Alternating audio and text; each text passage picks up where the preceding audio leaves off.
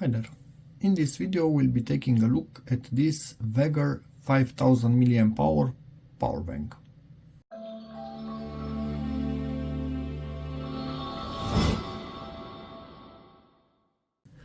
We already took a look at a VEGER power bank which ended up being decent and we are using it. That one was a 10,000 mAh version. I will link it in the description if you want to check it out. So we have here the W0556 model. It can output 20 watts on USB Type-C, and as you can see, it's meant to be directly plugged into your phone. No cables, no nothing, it has directly the plug onto it. Just a bit more info and supported protocols. Where are they? Right here. This is for input, so it can take maximum 18 watts input, and output it can give us 20 watts maximum at 12 volts, and the capacity 18.5 watt hours. We will also test that. Lithium battery, obviously. 2800 mAh at typical 5 volt 2 amp. So this 5000 mAh at 3.7 volts is the capacity of the cell of the battery inside of the power bank, and this is what you can get out of it at 5 volt and 2 amp current. And I really like that they put this info on the power bank.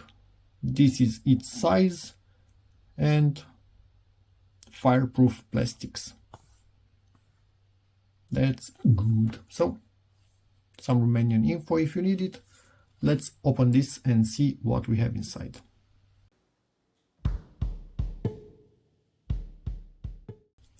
It has a decent weight to it, so it doesn't feel cheap at all, because it has a big cell right in here. Again, a bit of info for input and output.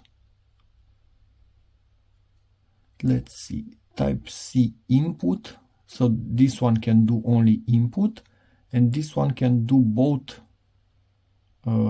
input and output. So you can directly charge it from this if you have, where is it, one moment, wait for me, something like this. Directly plug it into the wall and it's going to be charging, although I put it in reverse so we are not seeing its LEDs which are here. Quite cool. This is how we will be charging it. Let's press the button. Does it come with any charge? Oh, it kind of comes more or less fully charged. Nice. This is rubber, it's captive, so you cannot lose it. When you don't need it, put it on it and it's protected, no shorts or anything. Nice. Let's see what accessories we have. Wasn't expecting that for sure. Oh, we have a charging cable. Okay. Yeah, honestly, they could have not given us this, but I like that they did. Nice little cable. With thicker, let me give you a bit of light in here. Thicker contacts on the edges. You can see they are thicker, wider actually than the ones in the middle. This is done on higher power cables. So that is a good thing that we have them. And yes, obviously you can use this thing to charge from a standard charger. We have a warranty card and we have a manual. I'm going to go quite quickly through it. Obviously, before first use, charge the power bank. A bit of info once again.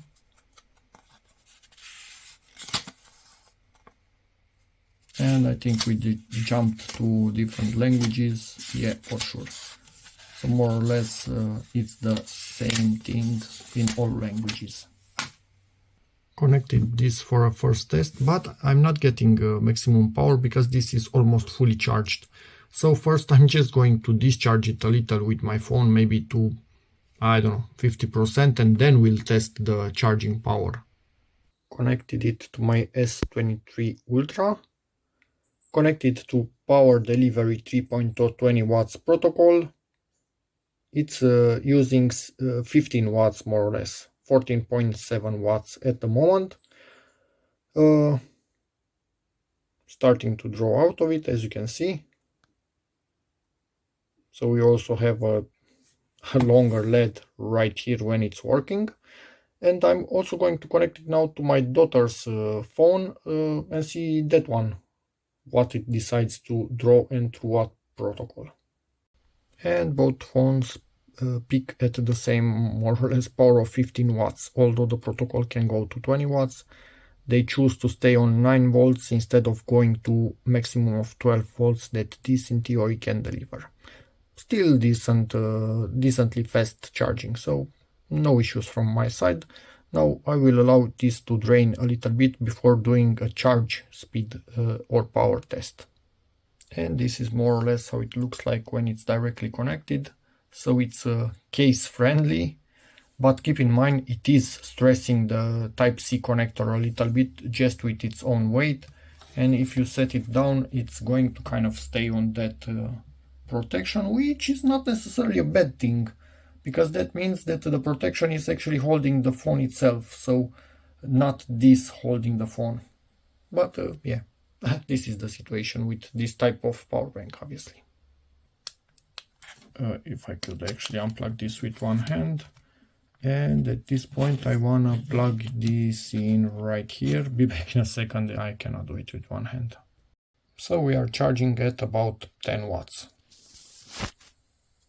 More than good enough in my book. But I want to also test on this thing, because if this charges properly, then I will not be carrying this cable. Oh, I should test with its own cable to see if it gets more or not. Ooh, with its cable much more than that on a different type of charger. Okay, almost 18 watts, 17 watts, sorry about that. Quick charge 2 at 9 volts. Okay, so it likes its own charger and another type of, its own cable and another type of charger more than the Samsung one. Yeah, that's with modern things. They need to play nice together, otherwise they are not performing at their maximum spec. Let me try this one without any cable, directly in this through this. And plugged in. Okay, 18.3 watts. So it literally does not really like this particular cable through that port, but for me this is the fastest charging possible. I think on this it's going really freaking well. I like it, but obviously I'm going to remove the middleman. Jesus, so hard to do things with one hand when I don't want to use the tripod. Much better like this, but again, you are putting a bit of tension on everything. I'm going to let it charge and then we'll test the capacity and we should be done. I like what I see until now. And it's fully charged, so now I'm going to take it out. And with this little fellow, I'm going to measure its capacity while it's charging my phone. And we have started measuring. We put in 120 milliwatt hour. So let's take a look. Again, about 15 watts more or less. Quite dirty amperage, but it's phone's fault. This phone did it many times with other devices. It's not the power bank's fault. Yeah, let's see what we get. Up until now, we took 10,000 milliamp hours, which is about 10 watt hours. This is 65% charged, and it was 20% charged when we started, if I remember correctly, and it took 44 minutes up until now. and it's still going at 14 watts, almost 15. And let it do its counting and see how much it will have in the end. And this is almost totally drained as it's starting to blink now. We are at 71% on my phone from 20%, 15 minutes, 12 watt hours. And it just closed. So we got from 20 to 75% more or less. Now let me power this on and see the total watt hours that we got out of this. So we got 12.85 watt hours instead of 18.5. I will write on screen, I think it's more than 2/3 or something like that. I will write also on screen the percentage of advertised capacity. So yeah, it's good enough in my book. And the unit itself is a bit warm, but yeah, nothing that could worry you at all. Maybe it has 40 degrees or something, you can just barely feel it warm. And that's about it. As you can see, blinking, so it's empty. I do prefer more the variant where you basically have cables on a standard shape power bank, because this relies a bit on the USB Type-C connection, and if you are not careful you can break something. But overall, in terms of size, this is the most compact variant, obviously. And you can just plug it in and still hold your phone in your hand to watch a movie or something like that. With a power bank, you need to put the power bank on the back of your phone and hold it somehow with the cables.